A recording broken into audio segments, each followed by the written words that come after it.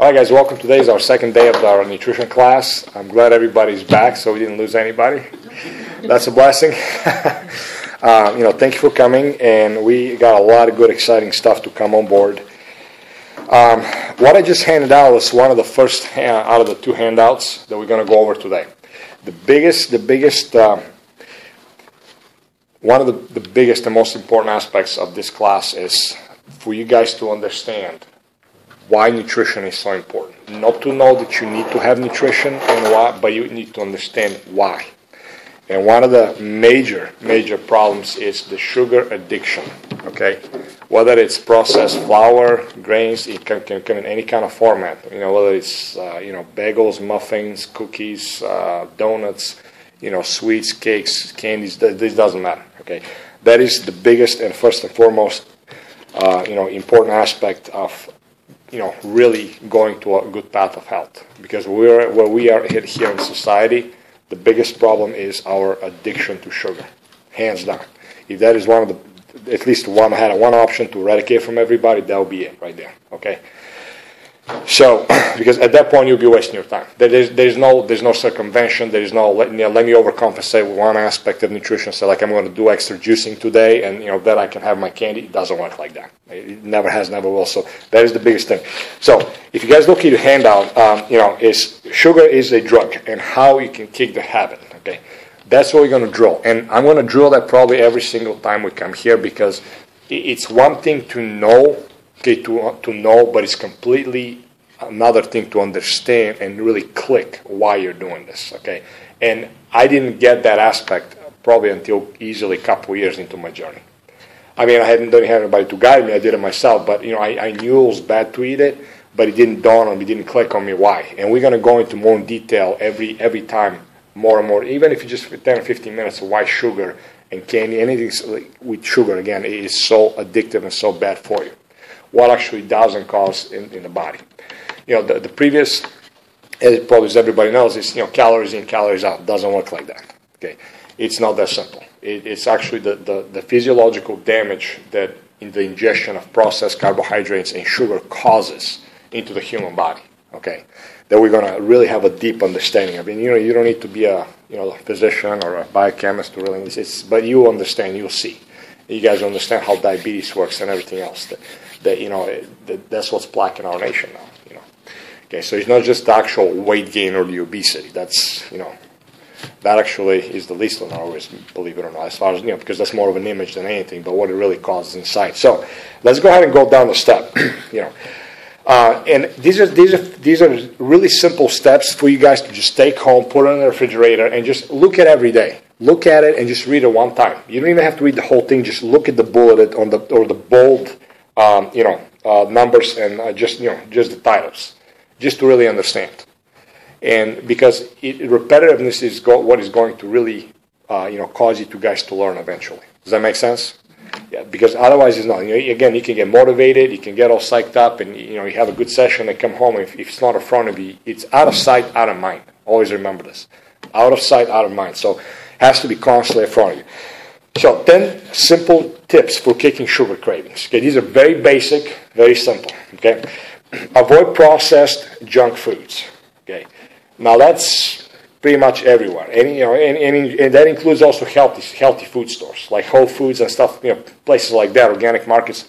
Even though they don't have the chemical-laden stuff for the most part, they still are highly processed. I don't care if it's organic flour, it's still processed, or organic cane sugar is still processed. Okay, and processing is anything that takes a step further from just a mechanical manipulation by the human hand. That's the way you have to look at it. Okay, so number one, if you guys read it, which is a movie, by the way, Hungry for Change, that we are going to watch. Okay, the biggest thing that you have to remember from sugar is eating sugar artificially stimulates a region of your brain called the nucleus. Doesn't matter, don't worry about that word. Is to produce dopamine. That's why we get pleasure and a little high from eating sugar. Okay, and that's a neurotransmitter. But soon the dopamine levels drop and we start to feel flat or a bit down. So we crave this pleasant, feel-good feeling again, so sugar leads to addiction. It's very simple. Now, if anybody knows how cocaine works, same principle, pretty much. It's just a different chemical, okay? But the bottom line is all the same. Gets your dopamine levels up, wears off, you kind of come down, you're not good. You want it again, okay? Now, number 2, boost your serotonin. You guys know serotonin, right? Everybody has heard the feel-good chemical. Right? Everybody prescribes the SSRIs, the antidepressants, right? Okay. So that's the happy, feel-good hormone. This can be raised naturally through a low glycemic diet. What is a low glycemic diet? Meaning a diet that is very rich in good lean protein, healthy fats, and very, very low in carbohydrates. That is a good quality glycemic diet, okay? Basically, no sugar, no processed stuff. And when your insulin level is steady and your body doesn't have to, shuffle the insulin to be able to bring the sugar high down, it allows serotonin to be released, among other stuff. But that is a very, very good key. That's why once you kick your addiction and you eat a good quality food throughout the day, you keep your insulin level in check and your blood sugar stable and low, you feel good, you feel steady. Now, you don't have that high, but that high is not natural, it's not good, okay? Number 3, satisfy your sweet tooth with all natural stevia. Okay. Stevia is a plant. It's actually, it's a native of South America. There's probably 150 species out there or more, but few of them, or at least a couple of them that I know of, are the ones that they use for, the sweetness. Actually, if you have a stevia plant, so it looks like a little bush, you take the plant, you chew the leaves, it's sweet. I can't tell you how sweet it is. It's really amazing. So that's how they make it. So it's actually very healthy for you. There's good properties from it too. The kicker is how they make the stevia. That is the biggest, how the extraction process works. A lot of the lower grade stevia extracts, sometimes they use hexane, sometimes they use other chemicals to be able to extract it. And also they don't purify it properly. So a lot of people have like that aftertaste. Not to mention because it is expensive. A lot of the companies now, they have like Truvia, for example. They'll put maltodextrin or erythritol or any other additives to be able to, like it's a bulking agent, for example, or dextrose. Like if you look at the stevia, Truvia, if I'm not mistaken. Last time I saw it a few weeks back, a packet had either erythritol or dextrose in it. Well, dextrose is another form of sugar. But dextrose is very cheap, so they put the bulking agent first, add the stevia, so now technically, they can say it's good for you, or it has stevia in it, But it's not. Granted, a packet of Truvia is better than actually, pure processed sugar. Yeah, but we're talking maybe, 5-10% difference, if that's so, really not.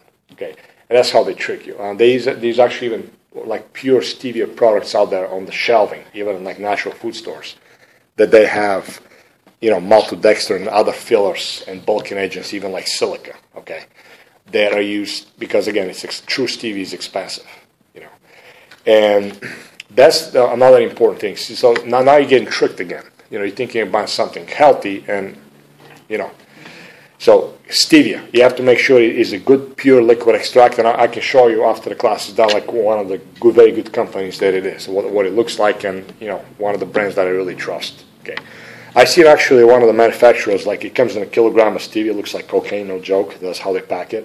It's $2,000 for a kilogram of pure stevia soy extract. It's really amazing. I said, like, the guy showed me, like, this is $2,000. I was like, what? You might swing that instead of cocaine.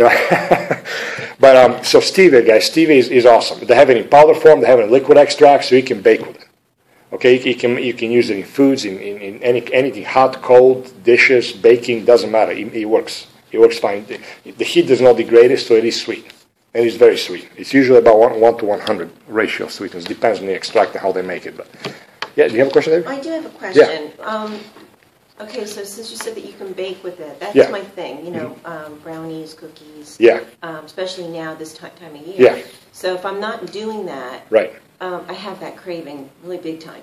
So I'm trying to avoid that. Yeah. So if you can bake with it, but then again you're using flour. No. Okay. You're right. That's where we're going to go. Yeah, we're going to go into that. Now, in your case, though, unfortunately, you can't do that right now. Right. That's the mentality has to go. And completely. I'm not. But are there recipes to? Yeah. So the recipes are any non-grain based flour. So hazelnut flour, walnut flour, almond flour, macadamia flour is very expensive. You don't want to go there, but the cheapest one is obviously almond flour and hazelnut flour. Hazelnut flour is awesome. Or you can do any mixture between. So there's up 0 grains, 0 sugar. You got to bake it at lower heat. So on and off subject, for example.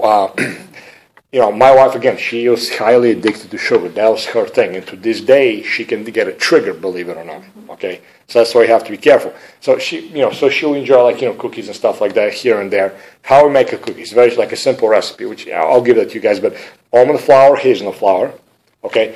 1, pastured egg, stevia, coconut butter, okay? Almond milk unsweetened.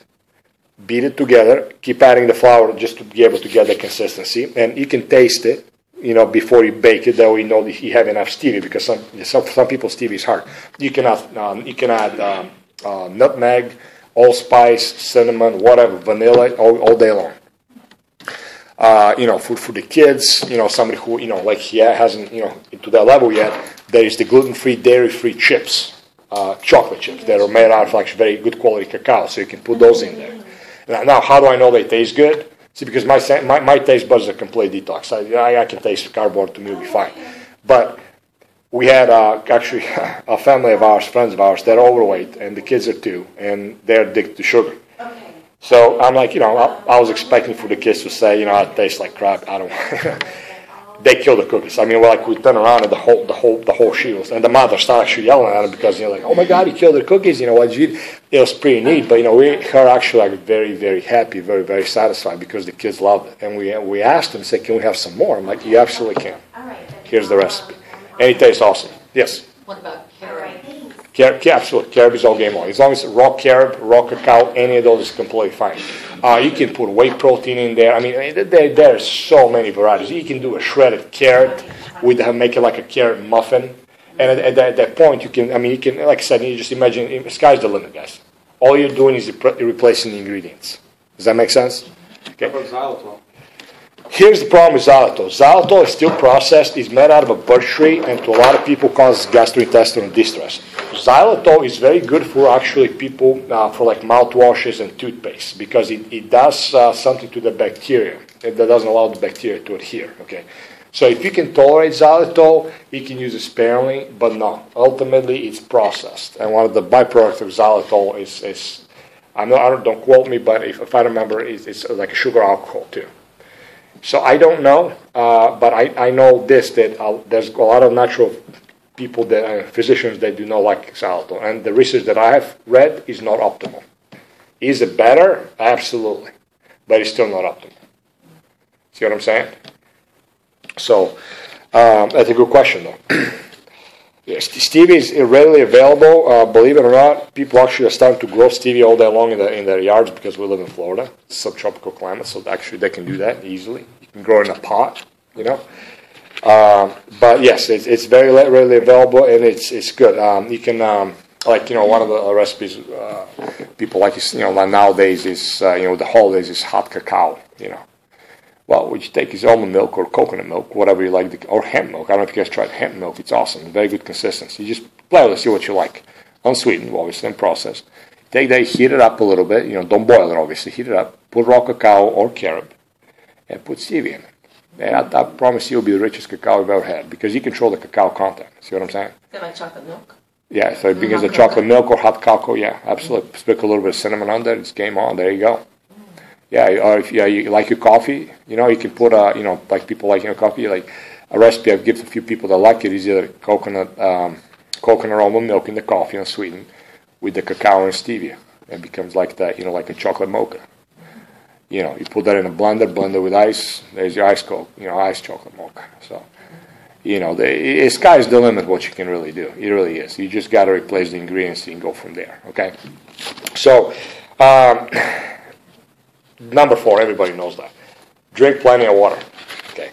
I know it's easier said than done, but it is such a basic concept and it's so effective, it's unbelievable. Particularly if you sweeten that water with a little bit of stevia and like fresh lemon juice or just lemon. It's amazing what it does for killing cravings and for hydrating and actually pH balancing your body. So, you line up the bottles for the day, squeeze a little bit of lemon in them, and drink that. But it's a habit you have to create, and really boils down to it. Does that make sense? And you can't do it overnight. It takes time. So first stack up your office, your car, your house, everywhere. So wherever you go, whatever your pattern for the day is, whatever you go, you always have water. Does that make sense? But it's always in front of you. Don't keep it in the trunk. You're never going to see it. Keep it right next to you. So all those things are, again, habit developments. Yeah, people might laugh at you. They say, well, you already have like bottles like crazy all over the place. That's okay. I'm trying to drink more water. Yeah. So very important habit. And you really can't drink enough because we are definitely dehydrated as a society here. So very effective too. Very inexpensive. Yes? How about green tea in place of water? Absolutely, yeah. Or you have to drink the water and the green tea? No, man. Honestly, organic green tea all day long. Absolutely, yeah. As a matter of fact, it's very healthy for you. And I can't even begin to tell you about the cancer prevention properties. So as long as you like it, and because some people don't like the taste of it, it's unsweetened, you can drink it all day long. Absolutely.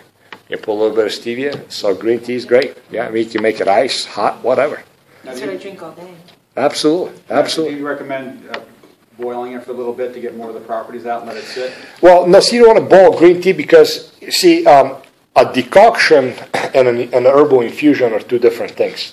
Like you boil the water and you take it and you put your little, you pour it over in the cup with a little baggie. That's called an infusion. Okay, so that's you're just extracting the green tea itself.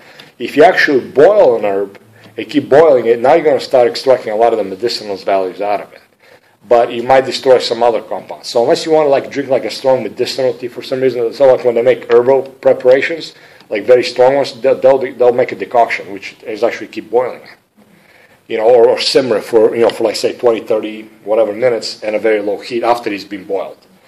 But no, just the best thing to do is just pour it. Also, I don't know if you guys have it, but with green tea is phenomenal. Also, is make a sun tea, and you can put the tea bags in there in a glass pitcher.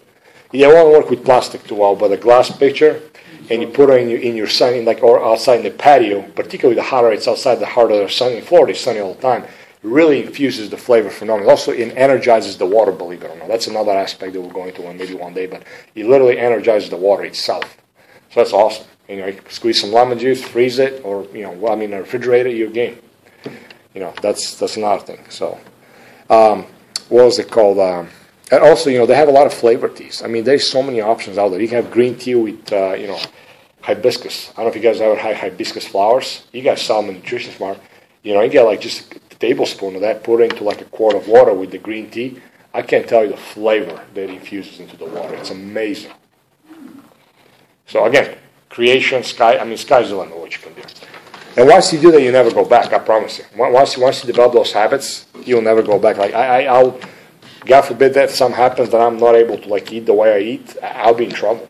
Because I'll literally crave it. If I go without juice for 3 or 4 days, it's not a craving like, man, I'm jonesing it, but it's my body needs it. It's hard to describe. You crave it, ultimately. In a good way. Okay, so keep your blood sugar stable. Okay. Again, that goes back to insulin down, blood sugar stable and blood sugar being low. Okay. That is going to keep your energy up. It's going to make you more stable. As far as emotionally, serotonin is going to be up.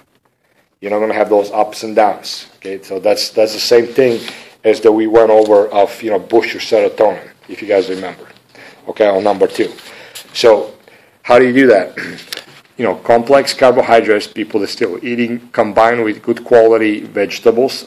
Cruciferous vegetables are awesome, or anything high in fiber. Broccoli, cauliflower.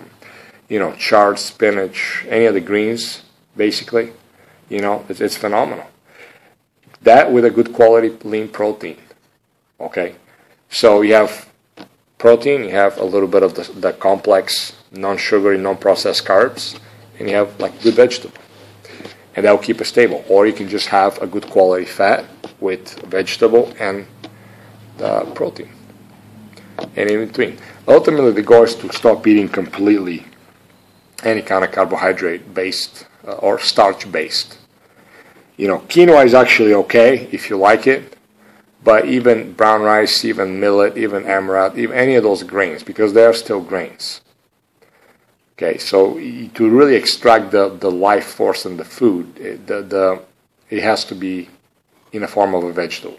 Because if you take like any of the buckwheat, the amaranth, the quinoa, if you take any of those and you sprout them, what happens? You plant it and it'll become a plant, right? But if you eat the grain, it's just dormant. It's a seed that is ready to be planted, but it's dormant. Does that make sense? That's why it has to be boiled for so long to be able to soften it up for people to eat it. But you don't have the life force in there out there, So that's why it's important to really like a lot of good quality vegetables and raw food. So it can be sprouts, because you can take beans. You have to cook the crap out of them, right? To be able, we take a bean, soak it for 8 hours, rinse it, and sprout it for 24 hours. Now you got a sprout. Now you can take the bean and eat it like that. It'll melt in your mouth. Now where the live nutrition is. That's that good quality live raw enzymes that are in the food. You guys does that make sense? Please ask any questions if whatever you have. So anyway, keep your blood sugar stable, and keep a good proportion of of the macronutrients, carbs, proteins, and fats, or better yet, good quality fats, proteins, and like fiber. How do you add your fats? Any kind of nuts and seeds, raw, untreated, unprocessed, unroasted, avocados, egg yolks, any of the nut and seed butters. Obviously, if you like something like a wild-caught salmon, that has the fat already in there. Okay, flaxseed oil, pumpkin seed oil, again, unrefined, unroasted. Any of those olive oil, extra virgin, first cold press. Preferably organic. So for example, say you have like a massive salad. Okay, and the beauty with the salad is you can have as much vegetables as you want. You stuff yourself. Go ahead, have fun. And you have that with say like a piece of wild-caught salmon with a little bit of sprinkled nuts and a dash of pumpkin seed oil, olive oil. I don't know if you guys ever had raw pumpkin seed oil. It's delicious. It is off the chain. But olive oil, so a little bit of Himalayan salt. There you go. You have a massive salad here that you probably won't even finish. But go have at it. And now you have good quality nutrition. You have the protein, you have the fats, you have the hydration, you have the fiber, you have the the micronutrients like the vitamins, the minerals, the enzymes, all in one dish right there. And you start eating like that throughout the day, you'll not have a problem. Coconut butter is amazing. Unrefined, untreated, raw, extra virgin organic coconut butter is phenomenal. Not only for females, but for the thyroid is amazing. It's antifungal, antibacterial. Coconut oil? Same thing. Okay. Oil is, oil, here's how it goes. Coconut butter is saturated because it has saturated fat and also has medium chain triglycerides called MCTs. So at usually 76, 78 degrees and above that starts to melt or soften up. Below that hardens up. Like it's like 65, 70 degrees outside or in your house, it will be hard. I mean, you can throw the jar and just sizzle it like a hard lard. You start melting, it starts to soften up. And after, I think 80 or something, it's a little bit different. When it liquefies, it becomes clear. Right. Completely clear. So when you cook, for example, that's what you always use. Is a tablespoon or two of the coconut butter at a low to medium heat. So that's why people say oil or butter, it is the same product. It's made out of the flesh of the coconut. Basically, they take the flesh and they take the fiber out and the sugar out and eat one with actually the fatty acids. Now they do actually have what they call coconut butter. So if you want to really get technically, they do actually have coconut butter, which coconut butter is actually is the fat and the fiber and the sugar together scraped and ground up. And there's one company, Artisanal Foods, they make it. It's delicious. Actually, you can spread that. It's really nice. It's sweet too. Our Artesia too makes one that we have. Yeah, Artisanal, right? Yeah. Is that what it is? Yeah. And it's a phenomenal. It's expensive, but it's awesome. It's delicious. So you can have that as well, because that really spreads more like the butter because the fiber is in there. So if you soften it up, you can spread it, a lot easier.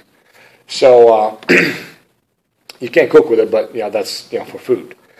But a lot of people will say coconut oil and butter interchangeably is because of the solid state of it. But if you want to be technical about it, the butter actually has the fiber and the sugar in it of the coconut flesh. Does that make sense? What about raw butter? Raw butter is okay too to use? Yeah, absolutely. Raw butter is great if you have the source and as long as you're not allergic to dairy. Some people can't tolerate it still because there's still certain proteins in there that people can't digest. But you can also do clarified butter, which is ghee. That's kind of hard to find. We have clarified butter. Is it organic raw, unpasteurized? I don't remember it's made. I don't remember who's made. Yeah. As long as it is that, absolutely, that's fine too. But all those, yeah. So if you haven't had, true raw pasture grass-fed butter. It's like yellow. It's rich, man. It's like, wow, you smell it. It's got that flavor to it. It's expensive. It's $12 a little thing. $13.99. Yeah, but you don't use that much. So you can, again, that's something you can cook with, at a low level, But again, you never combine that with grain or starch or carbohydrates. So you have to be careful because a lot of folks, like when I'm talking, they'll hear what they want to hear. So you might go home and says, "Oh, I made my cake, my pancakes today. It was great. I used organic everything, and I used raw butter. Excellent. But now you cook with anything else, you use grain."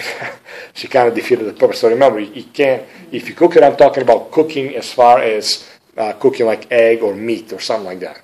At a very low heat, medium at best. Does that mean? Low and slow is the key when you cook. Okay? So just remember, but the best thing to do is eat it raw. Literally scoop it up or put it in your salad, whatever. Okay, as a quality fat. Question. Did Yeah. you say to me at one time that you can actually put the coconut oil like on your face? Oh my God, yeah, that's a long-standing tradition for psoriasis, for dandruff. I stopped using gel. I didn't put my gel coconut butter today on me, but yeah, I stopped because what I did is like you get when I shave, I don't like shaving. I have a sensitive skin, so I've used everything. You name it, I tried it. It doesn't matter. I'll get a little breakouts, and my skin will be irritable. But what ended up happening is, because remember I told you coconut butter has antimicrobial properties. As soon as I get out of the shower, after I shave, I wash with cast towel soap. As soon as I get out of the shower, I'll scoop a teaspoon of butter, melt it in my hands, and douse it in my face. It'll absorb between 15-20 seconds. Not a breakout, no nothing. Yeah, you look greasy for about 15 minutes, but it's awesome. And my skin tone has improved. Same thing with lotion. I don't use any lotion anymore. You get out of the shower, get melted butter, just start working it through your hair. You'll be amazed what happens to your hair. It's really awesome. I think it would be really greasy. Yeah, no, not at all. Half an hour so it starts to absorb, but you get this lusciousness to it and the fullness. It's really awesome. It absorbs really well. It has a very high permeability in your skin. But if you want to make like an infused cream, you melt at a low heat, like a double boiler is. Mm-hmm. Right, okay, so you do that at a low heat, just let the butter melt, become oil, and get some essential oils that you like, say like lavender, like about 10 drops per, I think like a cup of coconut butter, or like whatever your strength is. Mix it up, take it out, put it into a little container, and let it sit. And within a half an hour or so, solidify, and here's your scented lotion. Very awesome. Like you put like lavender, for example, or like cinnamon oil, which has very strong antibacterial properties too, antimicrobial properties. Use it on your skin. A lot of people use it for like makeup. Acne, or skin problems. It's that simple.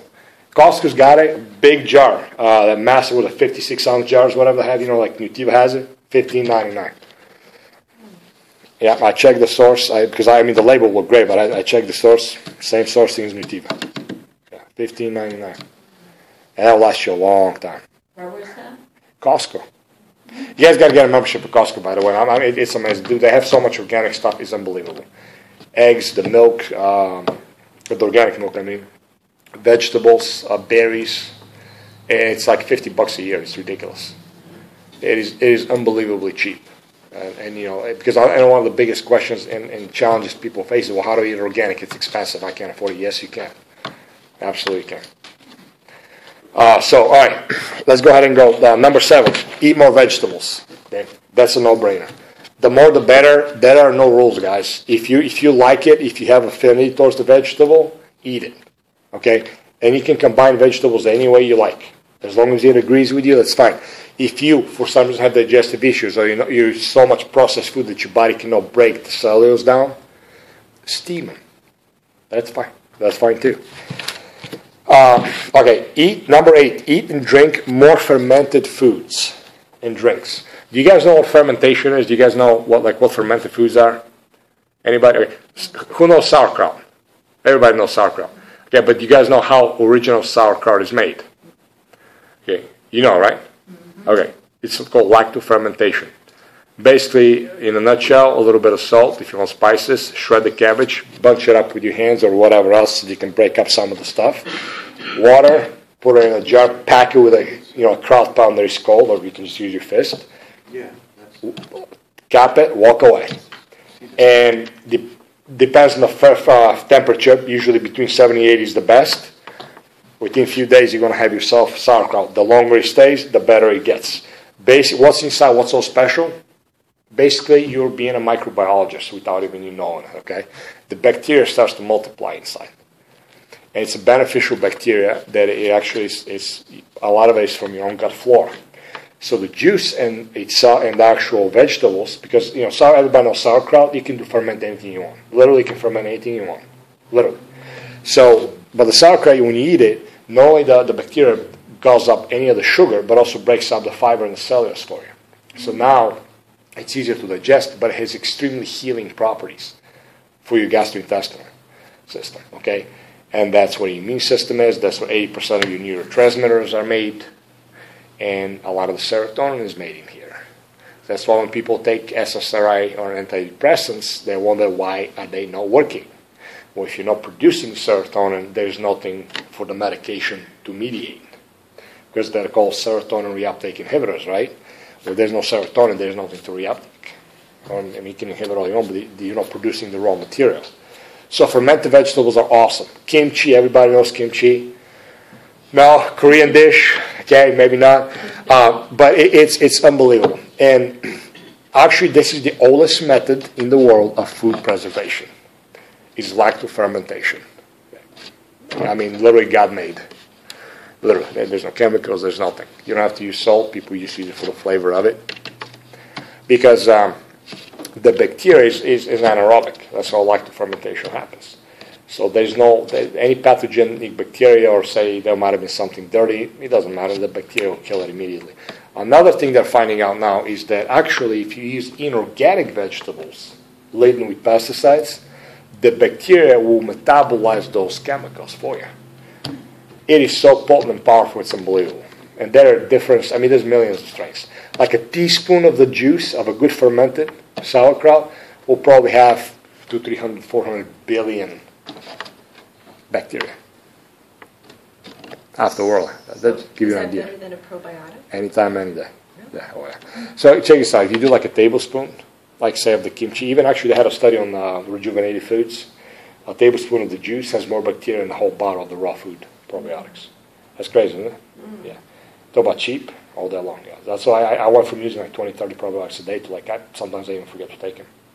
My goal is to completely get off them because I don't need them.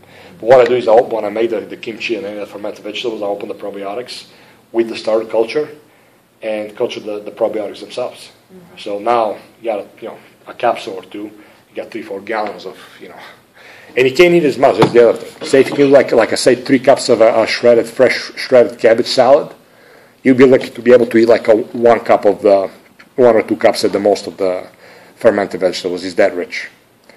So these are foods that if you guys are interested, I will have a class on and I'll teach you, and we can even have a kimchi making class or a fermented vegetable making class. Yeah. It's amazing. Because here's the deal. Say you got a great deal somewhere, right? Like, oh my God, we go to a co-op, there's 30 pounds of vegetables, what do I do with them? Take them home, shred them up, put them in jars, ferment them, and they'll stay for 6 months easy. As long as you're not on the humidity and outside in the sun, they stay in your cupboard or anywhere else, even in your refrigerator, you're completely fine. They'll stay dormant. Because once... Like an airtight container for it? Honestly, it doesn't have to be airtight. And actually, you know how they ferment like in China, Japan, particularly Korea and Japan, those massive clay crock pots. Mm-hmm. Fill them up, they pack them, and they take a couple of leaves, and they have heavy rocks they put on there so the brine stays above the vegetable. They cap it with, just a lid. There's no airtight, no nothing. Yeah, and there's a lot of ferment. Nothing can get through it. And the worst happens, sometimes when you open it up, there's just literally like a fussy fungus all over it. Take that, throw it away, just literally scoop it out with your hands, throw it away, it's benign. But anything underneath the brine doesn't matter. Yeah, so even if you're not sterile like you should be, makes no difference. Yeah, so all right. Eat more vegetables, you gotta drink, learn meditation and stress reduction techniques. and pray. The power of that is amazing. I am new to this, so I'm actually finding out how beneficial that is. Yeah, I never used to do that. I mean, I used to meditate before with yoga, but that was garbage, to be honest with you. It didn't work for me. I'm sorry, I didn't want to say that, but prayer is awesome. It's awesome. So, delve into the Bible and just talk to God. It's amazing, how healing it is. And it took numerous people to tell me that. Thanks to Pastor Debbie. She finally drilled it into my head. Emotional freedom technique. Actually, it's called EFT. It's an old practice. Actually, believe it or not, it's very effective. It's a great way to release energy blocks. It really is. It's very simple. You can learn that yourself if you like. Simple stuff. I'm not talking about you have traumatic experience when you're a child. You're going to eradicate that, but some things, day-to-day things that might trigger you. You get aggravated at work or whatever the case may be. It's really effective for that. It dissipates the negative feelings very quickly. So anyway, so these are like the top 10 things that really will help with, kicking and starting, I should say, kicking the sugar addiction. But go home and read those, guys. Just read them every day. Go over them. I know it sounds silly, but again, out of sight, out of mind. And you'll feel it. Once you see it, you'll find out when you start losing weight and things are going better for you. Because it can be the half a cookie a day that you just happen to walk by and grab. You might be doing everything 100%. You're juicing your vegetables. I mean, your glycemic index is like next to nothing, and mindlessly, which usually happens. You might have grabbed a certified organic cookie. I don't care what it is. A muffin. You might have been at a board meeting or something. You guys are with school. I'm sure you guys crap load of garbage all the time. Everything's golden. Just weren't thinking about it. You're laughing. It's like, oh my God, you got to try this. Here's a bite. That's just enough to deter you severely right there. Particularly if you have intestinal any kind of overgrowth or candida, which a lot of people do. Okay. I'm going to pass out a couple of the other guys real quick, which we're going to go over really quickly, just for literally like a minute. But the homework for next day is things. I want you guys to look at those lists and go through. How I had you guys go through your covers in your homework? Okay. I want you to look and find out what any of those ingredients you guys can find in your house. Or any of the foods that you guys like to eat or have eaten on a regular basis. Okay, we'll go over them really quickly. Artificial colors. We're not going to go into detail what they do or that bad. I can do it later. Artificial colors. Bleached white flour. Okay, that includes a lot of organic products, believe it or not. High fructose corn syrup, and corn solids. A lot of them are in the same ballpark. Artificial sweeteners. Sucralose, Splenda, Eco, NutraSweet, saccharin, aspartame, you name it, it's there. Okay, partially hydrogenated oils. Like the margarines people eat. Yeah, partially or fully hydrogenated oils. Like a lot in the peanut butters and a lot of products, basically. They're particularly kid stuff. It's amazing. A lot of the baked goods all day long. I tell people regular peanut butter is like eating peanut flavored shortening. That's crazy. Yeah. It's gross. Hey, you know how like Jiffy has that smooth flavor, When we first came to the States, I used to love peanut butter, but it was very rare in Bulgaria. Nobody really made it. So I used to kill a Jiffy. When I came to the States and we found Jiffy, it's like, wow, man, that's healthy, and look at that. I've eaten by the gallons of those things probably. My backyard, but not knowing. And sure enough, a basic Jiffy is the hydrogenated oils, roasted peanuts, salt, some probably preservatives if you like it sweet. Obviously, high fructose corn syrup, cheap and easy. Yeah. One of my clients, he actually makes peanut butter packets and jellies for prison systems in the state of Florida. He's got the contract. Oh my God! If I tell you what's in those things, unbelievable.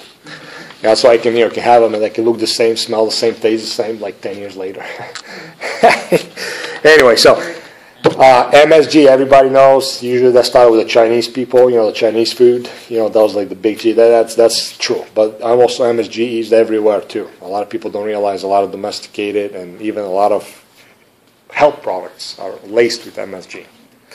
It's an excitotoxin. That's correct. It's excitotoxin. It's a neurotoxin. And basically you can put that on anything that you can, worst tasting food you can ever imagine. Mix it up and mix the right mixture with it. with some artificial sweetener, it'll taste great to you. Great to you. Sodium benzoate. Very strong preservative, but it's, again, everywhere. Okay? So, the last, number 10, is sulfites. And I'm sorry, I missed one. Actually, I missed two. 8 is number sodium nitrate and sodium nitrite. Okay, any nitrates, basically. Okay? And also BHT, butylated hydroxytoluene. So these are the 10s that I really like you guys to start, again, reading through every day and starting to look into foods. Because, guys, remember something. You have to be your own best defense. Okay? And unless you know the core of what constitutes a good quality nutrition, you're bound to fail. So that education right here, these are the tools, the analytical tools that you guys are going to be able to go out there with and analyze your own food. Okay, because, say you know, okay, I can eat all the vegetables and I can eat this and that. Okay, great. But if you're traveling, okay, or if you're going place to eat somewhere, whatever the situation might be, you know, you're not going to have all those same foods that you control in your house. Okay? So you know how it is that we go to families' places, out of state, out of town, whatever. You want to be educated. Or, you know, somebody offers you a new product, or there's a new product that comes out and it's in the health food store. So organic is great. Okay? You have the tools to be able to dissect those foods and find out what's in them and make the decision, are those foods good for me? See what I'm saying?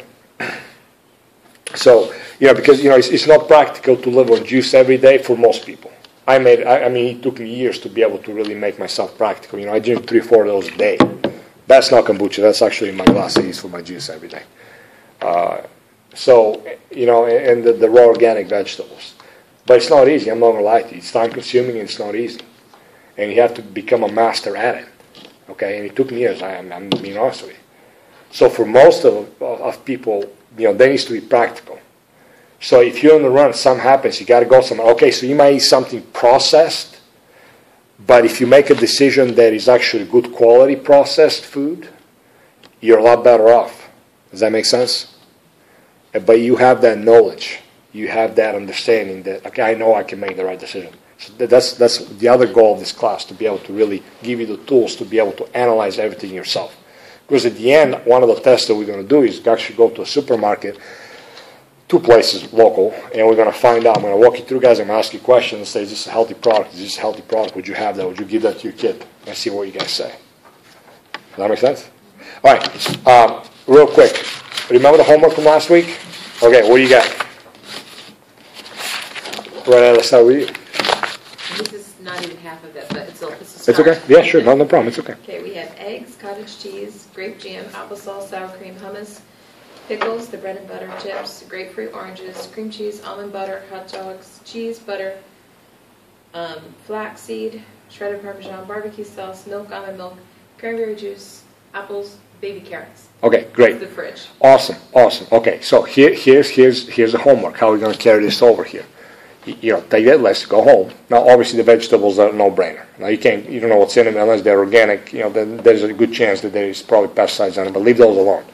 Any of the processed stuff, the butter, the cream cheese, the hot dogs, you know which one they are. Mm-hmm. Go to them and see if you can find any of the 10 preservatives. Okay, and pick, say, 5 foods and write them down. Okay, because that's the way for you guys to get it. You guys do it at the same time. Take the list, like the cream cheese. Okay, what do we got here? And see what you guys can pick out.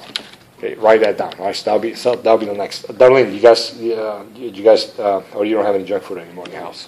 I'm sorry. Did you do the homework, or you don't have any junk food in your house? We don't really have any junk food in our house except for Carl's peanut butter. Carl's peanut. What does he use?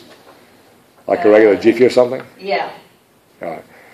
Yeah, so, you know, do me a favor, for like the next time, maybe you can talk to him. Just say, Carl, you know, this is what Alex told me to tell you. And, you know, look. I'm going to make sure this is out because he's actually finally starting I'm seeing him, yeah. think about that stuff. And he actually asked me today because he uses the flatbread for his sandwiches. Yes. And he said, do they make gluten-free flatbread? And I'm like, I don't know, I'm going to have to check on that. Yeah, they definitely do. So. They definitely do. But excuse me. Because he eats 2 sandwiches every day. Yeah. That's a lot of A lot of garbage, yeah. processed. Yeah, for sure. But it's okay because we can start with that, and there's definitely really good alternatives. But yeah, go take the peanut butter and go over it with him. Just say Alex asked. If he blames you or something, say Alex just asked you to look at some stuff here and make him aware. And again, Costco, I think BJ's as well. They also have the all natural peanut butter and almond butter. Now it's not raw; it's okay, but it's pure, all natural, 100% natural. And it tastes so much better. Yeah. Now again, remember when you read those ingredients, a lot of them are addictive. Okay, a lot of them are hugely addictive. Okay, so that's why after he tastes, usually when they taste something natural, the way it's supposed to taste, or for the most part at least, they're gonna usually reject it. It doesn't really taste good. But once they keep tasting it and eating it within a week or so, sometimes 2, they'll start really, adapting and liking it. Does that make sense? Mm-hmm. Yeah, and he will. But it's hard because if you have him look at the peanut butter that he has, and there's a Jiffy, whatever he uses, and you'll be able to see particularly the artificial colors and the stabilizing agents. Those are very highly addictive. I mean, very highly addictive, and that's what they crave ultimately. Without even knowing it. It particularly has like MSG or anything like that in it. Oof. Because remember, you can have the worst tasting food, garbage out there. You put the right mixture, it'll taste phenomenal to you. And that's the food scientists that those corporations have. That's their job, is to make it not only smell good, look good, but taste good by any means necessary. Okay, so all right. I got some good news real quick. I connected with this lady. She's a holistic vet. She's right across here on Wesley Chapel Boulevard, right across Grand Oaks. She's opening a raw cafe, like a raw food cafe, with good gourmet stuff and basically quality nutrition.